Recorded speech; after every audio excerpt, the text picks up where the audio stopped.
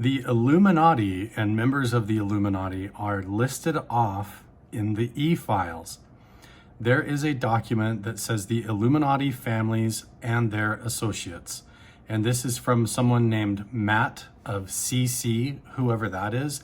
But this is right up in the E-files. And guess who's listed on this list? The Mormon Church. Here are some of the names on this list: the Astor bloodline, the Bundy bloodline, the Collins, the DuPont, the Freeman, the Kennedy, the Lee bloodline, the Onassis bloodline, the Reynolds. And then some of these are no surprise. There is the Rockefeller bloodline, the Rothschilds, the Russell, the Van Doyne bloodline, the Merovingians are on there. And then there you see it listed right among all of these names, the Mormon leadership. It's no surprise to me. We've done other videos about this, about how Jeffrey met with Gordon B. Hinckley in 1989, and we'll talk about that in a minute. But there it is, listed right in the document EFTA 0108266. And there it is. The Mormon leadership is listed in this document in the E-files as a member of the families of the Illuminati. Now, this list goes on to mention the Krupps, MacDonald, the Council of Foreign Relations, and then it has several different actual names like Rockefeller Internationalism, Novus Ordo Mundi, a book called The Biggest Secret Book, the Bilderberg Group. There's this document, the biological basis of elitism and the divine right rule, the House of the Rothschild, the Majestic 12 project, which involves UFOs and extraterrestrial cover-ups within the government. And also it talks about mind control and the Trilateral Commission. So this is a little bit longer document. We're not going to get into that a whole lot, but mostly because I live in Utah. I grew up as a member of the Mormon Church, and so I wanted to focus on all of the connections, the signs and clues that the LDS Mormon Church might allegedly be part of the Illuminati. And it is right in this document in the E-files. There it is again, the Mormon leadership. It's unbelievable that this is in there. So let's get into the evidence of what all this could mean. Now, I mentioned a minute ago, and I've made other videos about this, how the head of the Mormon Church is mentioned in one of the E-files that relates back to a time period in 1989. In this document between Al Seckel and Jeffrey, it says that he had to meet with the head of the Mormon Church. If you want to know more about this, there is a full breakdown on the YouTube channel, We Are the People of Utah. And I've done other videos about this where I go into all the details about who the head of the Mormon Church was at this time. But the Mormon Church actually comes up in the E-files several times, having to do with planting people that were human trafficked into the University of Utah, that were involved in another cult that was based out of Colorado, and how Jeffrey may have been involved in that. But in this one in 1989, it says he had to meet with the head of the Mormon Church. In my previous videos, I talked about originally how that could have been Thomas S. Monson, but back in 1989, when all this was going on, it was Ezra Taft Benson, seen in the middle, who was actually the prophet. But he had had several strokes and like brain aneurysms at the time. So it was most likely his first counselor, Gordon B. Hinckley, who was functioning as the actual head of the church back in 1989. So this was the one document in the E-files that got the most coverage. But let's get into how the church might be involved in the Illuminati. Here are some photos that were sent to me that actually show construction being done on the Salt Lake Temple that reveals that there is a constructed subfloor and an actual basement and a tunnel system where secret activities or transportation goes on underneath the Salt Lake Temple. There it is. You can see how old the construction is, and you can see actually how the foundation of the temple extends out from beneath the temple into like an entire passageway that goes all the way to the corporate headquarters of the church, across that courtyard and across that plaza. When I zoom in on this video, you can see it clearly how the basement extends out from the base of the temple and goes all the way across over to church headquarters and the church administration building. So there's been lots of allegations and accusations that there is child ritual sacrifices that go on down in this. And I don't know if that's true or not, but let's look into some of the evidence. When you search on Google, Illuminati, this is by far the #1 symbol that comes up. Everybody recognizes the symbolism of the all-seeing eye in relation to the Illuminati. It's like their logo. It's like their secret symbol of the all-seeing eye, or the watcher. And in Mormonism, they actually use this exact same symbol. It is an eye sort of peering through the veil, and also it's used in Freemasonry as the eye is peering through the square and the compass of Freemasonry. And there is all-seeing eyes, specifically this one, on the front of the Salt Lake Temple. Actually, I'm not sure if it is on the front. I think it is on the front, right above the front door. There is this sun symbol with the light rays coming out and the veil coming down, and there it is, the all-seeing eye.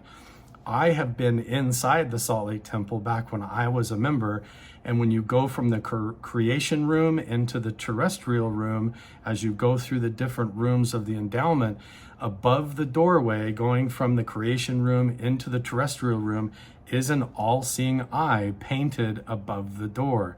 This is a straight up symbol of the Illuminati, and another clue. There is also, okay, so here it is. This is on the front of the Salt Lake Temple. You have this whole plaque that says, Holiness to the Lord, the house of the Lord, built by the Church of Jesus Christ of Latter-day Saints. And then right below that, you see the archway and the window, and there is the all-seeing eye looking out from the Salt Lake Temple. So this is a straight up sign and a clue that they could be involved in the Illuminati. This is the St. George Tabernacle, which is only about a half hour away from where I live. The St. George Tabernacle is just a meeting house where they sing hymns and do gatherings. Who knows what else goes on in there. But when you go inside the St. George Tabernacle, you'll see that above the podium, there's this door that goes into the back room there. And above that door is another all-seeing eye right above this big crest symbol. So in the St. George Tabernacle, there it says again, 1875, holiness to the Lord, faith in and union. And there is this secret handshake of fellowship. And above that, with a finger pointing up, is the all-seeing eye watching over the St. George Tabernacle. Now, if we go to the Nauvoo Temple, this was one of the original temples that was built by the church. All around the outside of the Nauvoo Temple is straight up pentagrams, upside down stars encased in the circle. These are straight up pentagrams that are on the Nauvoo Temple. So that's not like they're hiding it. So let's get into the symbolism from Freemasonry that is embedded in the Mormon church. You've got the square and the compass and the ruler, okay? These are well-known Masonic symbols, and every member of the church that holds a temple recommender, has been married in the temple, wears these garments or these underwear underneath their clothes, and they wear them all the time. And the garments have the symbols of Freemasonry. You can see on the chest, there's the square, there's the compass, and down over the navel and down on the knee is the symbol of the ruler. Here's a picture of original garments with the square, the compass, and that mark above the right knee, which is the Freemason symbol for the ruler. Now here you see an actual Freemason with the square and the compass on the table, and the Masonic tools and the apron, and there's one of the members of the Quorum of the 12 Apostles, Boyd K. Packer, doing the exact same hand sign and giving the arm to the square and the hand in the cupping shape with the apron. And in Freemasonry, they use this symbol of the square and compass, and they place it on an altar on top of an open page of the Bible. So when they do their rituals in Freemasonry temples, they put this square and compass on the Bible. And the Mormon temples during the endowment ceremony actually do the exact same thing. They all have altars in the different rooms as you progress through the endowment ceremony. This is a picture of the Salt Lake Temple, and there is a Bible on the altar. And as they do the rituals, they actually place a square and a compass that they slide out from a little drawer, and the officiator puts the square and the compass on top of the scriptures, just like this in the endowment ceremony, even in the Mormon church. So the connections to Freemasonry are all over the place. And just like the Freemasons dress with the apron and the different outfits with the robe that goes over the left shoulder, then they move it to the right shoulder, in the Mormon endowment ceremonies, they dress like this. With the women wear a veil and cover their faces at certain times, and they dress like this as they go through their different rituals to learn the secret signs and handshakes and tokens and passwords that are supposed to allow them to pass through the veil and enter into the presence of God. And at a certain point, they actually gather around the altar, do the secret handshakes, and then they raise their hands and they chant to God as they say a prayer around this altar that has the square and the compass laid on top of the scriptures. Now, I'm showing pictures right here, but I'm going to actually show you hidden camera video of these rituals that go on during the endowment ceremony around the altar at the veil. So this is the Salt Lake Temple. I've actually been in the Salt Lake Temple when I was a member of the church. I used to go to the temple and do this all the time, and this is what it's actually like. Check this out. Should exist in the circle. If any of you have unkind feelings toward any member of this circle, you are invited to withdraw, so that the Spirit of the Lord may be unrestrained. In the circle, we make the signs of all the tokens of the Holy Priesthood. We will begin by making the sign of the first token of the Aaronic priesthood. This is done by bringing the right arm to the square. So here you see them making some of the signs. They raise their arm to the square. They go through this whole initiation of the endowment ceremony, they call it. And at this point, they're all dressed in the robes with the robe on the right shoulder. And they have the hat on with a little tassel that's tied to the right shoulder. Now they put the hand out in cupping shape. And there they raise their arm to the square. This all comes from Freemasonry. So you have to ask yourself if this has to do with does this have to do with the Illuminati? And are there Freemasons actually behind this? And is the Mormon Church actually a giant faction of the Illuminati? There you see the Bible on top of the altar.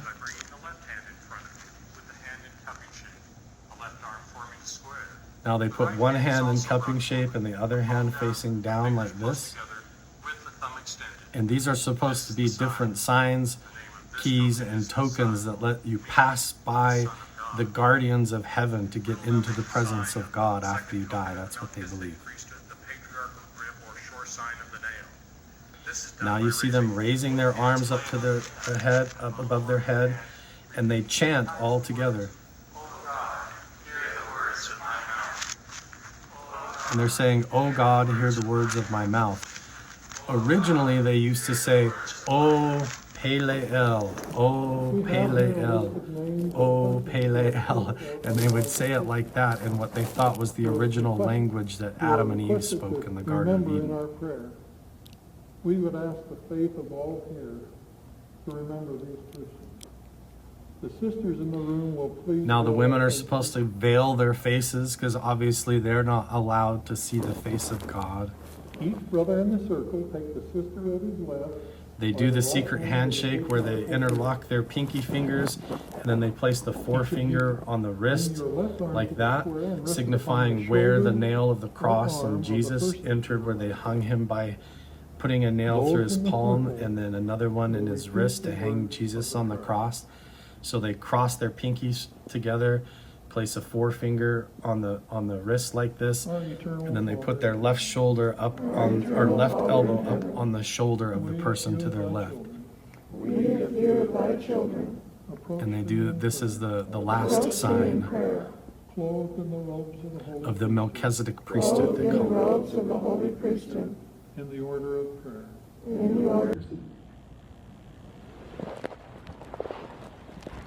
Now, after they are done doing the ritual and they do the chanting, what they do is they say a prayer. So when they have their arm up like that in the sacred grip, they do a prayer around the altar. And then the officiator goes up to the veil of the temple. They reveal the veil of the temple, and there are all the Masonic symbols again. There is actually a square, a compass, and the ruler, and they're actually cut in like slits into the veil. And what you do at this part of the ritual is there's someone on the other side of the veil pretending to be the Lord, and they reach their hand through the ruler part, and you do all the secret handshakes, and then you talk through the symbol of, I believe it's the compass, and God is supposed to talk through the symbol of the square, and then you basically give each other all of the passwords. He asks you questions and you answer all of the questions while you do the secret handshakes, and then he reveals the final secret password to get into heaven. So you can see them crossing the pinky fingers, putting the forefinger on the wrist, and then he steps forward and they put hands on each other's shoulders in the Masonic stance of fellowship. And this is supposed to be like you're talking to God through the veil of the temple. But there you can see the altar and where they do all of these rituals. And then at the very end of this, the Lord parts the veil and you enter this other room that's called the celestial room. So there they put their hands on each other's shoulders, and he's given the final password, which is health in the navel, marrow in the bones. I can't remember the whole thing, actually. Strength in the loins and in the sinews, power in the priesthood be upon me and my posterity throughout all time and throughout all eternity. Amen. I believe that's the final password. Health in the navel, marrow in the bones, strength in the loins and in the sinew, power in the priesthood be upon me and my posterity throughout all time and all eternity. Something like that. I used to have the whole thing memorized. Then he parts the veil, and you enter the veil, and then you can actually finally sit with your wife, because they segregate you. The husbands sit on one side, the women sit on the other. But this is all part of this plan to establish the New Jerusalem, which is supposed to be in America. This is off of the church official website. They believe that after Doomsday and the second coming, when the world is going to be burned, that Jesus is going to return and a new Jerusalem is going to be built in America. You can see it right there. And they believe that that's going to be, and the headquarters is going to be in Missouri, in I believe Jackson County, Missouri. And they even have blueprints and plans for how that city of the New Jerusalem is going to be laid out. These are original diagrams that I believe were drawn by Joseph Smith.